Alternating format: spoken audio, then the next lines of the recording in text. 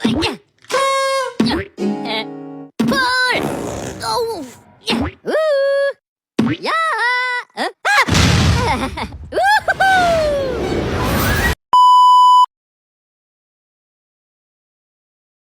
Suatu larutan dibuat dengan melarutkan 37 mg basa kuat bervalensi 2 dalam 200 ml aquates. Jika diketahui mR basa 74 gram mol min 1, hitunglah pH larutan tersebut. Untuk mencari pH, kita menggunakan rumus OH min sama dengan P kali M. Kita masukkan nilai P 2 dari nilai valensi soal di atas. Kita masukkan nilai M 37/74 dari mg basa kuat dan juga mR basa per 200 dari berapa mili aquates. Selanjutnya, 2 kali 1/2/200. 1/2 ini kita dapatkan dengan 37/74. Kita masing-masing bagi dengan 37. Maka hasilnya 1/2. Selanjutnya, kita sederhanakan lagi. 2 kali 0,5/200. 0,5 ini kita hasilkan dari 1/2 kita buat desimal.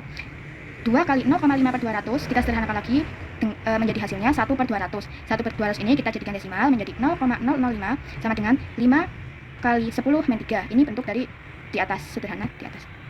Oleh karena itu, kita menghasilkan nilai pOH 3 log 5. Untuk mengetahui berapa pH larutan tersebut, kita menggunakan rumus 14 min pOH. Kita masukkan 14 min 3 min log 5. Hasilnya sama dengan 11 plus log 5. Jadi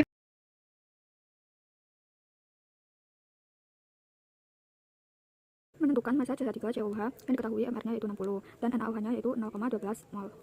Yang pertama yang harus dilakukan yaitu menghitung rata-rata dari volume NaOH, yaitu ini 19,7 ditambahkan 20,2 dan ditambahkan 20,1, kemudian dibagi dengan 3, yaitu 60 dibagi 3 sama dengan 20 ml. Kemudian ini masih ml, jadi kita ubah ke liter. Nah, untuk mengubah ke liter berarti harus dibagi dengan 1000, jadi 20 dibagi 1000, yaitu 0,02 liter. Kemudian rumus dari mencari massa yaitu mol dikali mR. Karena molnya belum diketahui, jadi rumus dari mol yaitu M dikali V atau liter. Jadi volume itu makanya yang liter, yang 0,02 liter. M-nya yaitu dari NaOH 0,12 M, yaitu 0,12 dikali sama volume yang tadi liter, yaitu 0,02. Hasilnya yaitu 0,0024 mol. Terus dimasukkan ke dalam rumus massa CH3COOH yaitu mol dikali mR, yaitu 0,0024 dikali dengan 60. 60 ini dari mR yang sudah diketahui dari soal, dan hasilnya yaitu 0,144 gram. 1 liter larutan mengandung 0,2 mol CH3COOH. Ka CH3COOH sama dengan 5 kali 10 pangkat min 4 dan 0,05 mol Ca CH3COO2. Tentukan pH dari larutan tersebut. CH3COOH termasuk ke dalam asam lemah. Jadi rumus mencari pH H plus sama dengan Ka kali mol A per mol B. Ini rumusnya ya teman-teman. Terus kita masukkan angka-angkanya. Ka 5 kali 10 pangkat min 4 kali mol A 2, mol B-nya 0,05.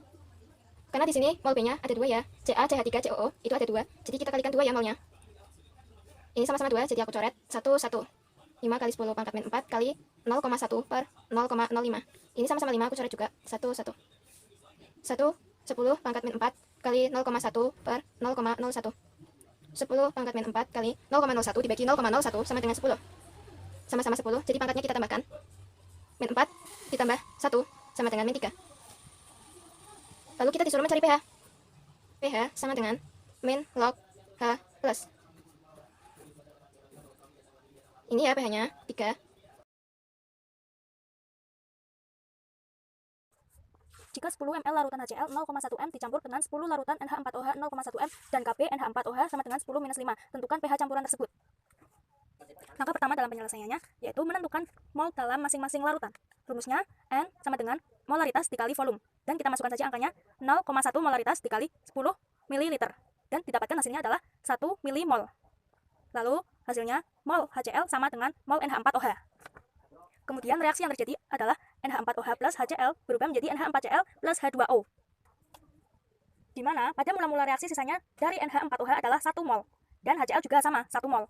Maka memiliki mol bereaksi adalah 1 mol juga, dan pada sisa di sini NH4OH dan HCl-nya habis bereaksi. Maka perhitungan pada pH campurannya ditentukan dari garamnya, di mana di sini hidrolisis garam adalah reaksi penguraian garam oleh air, dan garam akan terionisasi dalam larutannya menghasilkan kation dan anion, di mana NH4Cl akan berubah menjadi NH4 plus Cl-. Kemudian kation NH4 jika dihidrolisis akan menghasilkan NH3 plus H3O+.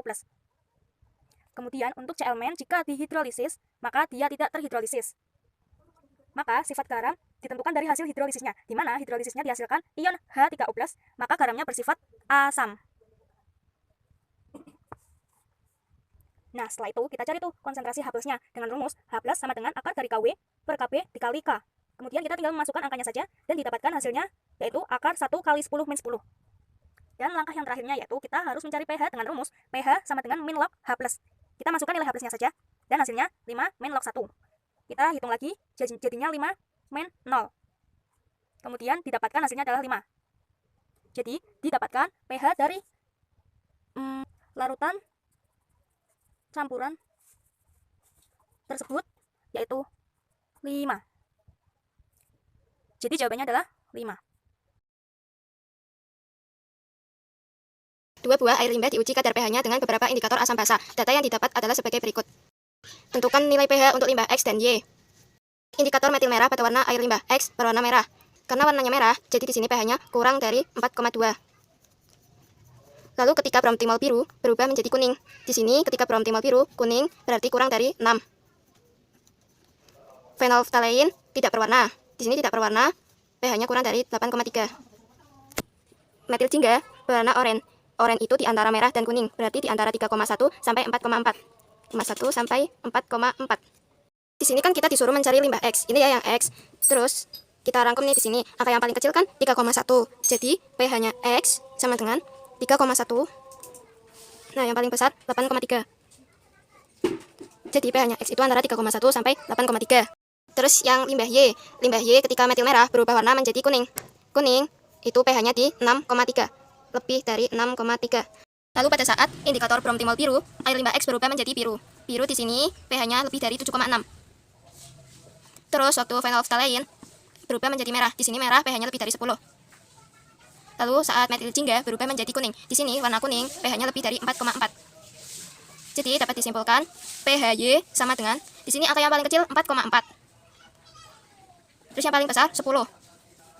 Berarti pH Y itu antara 4,4 sampai 10.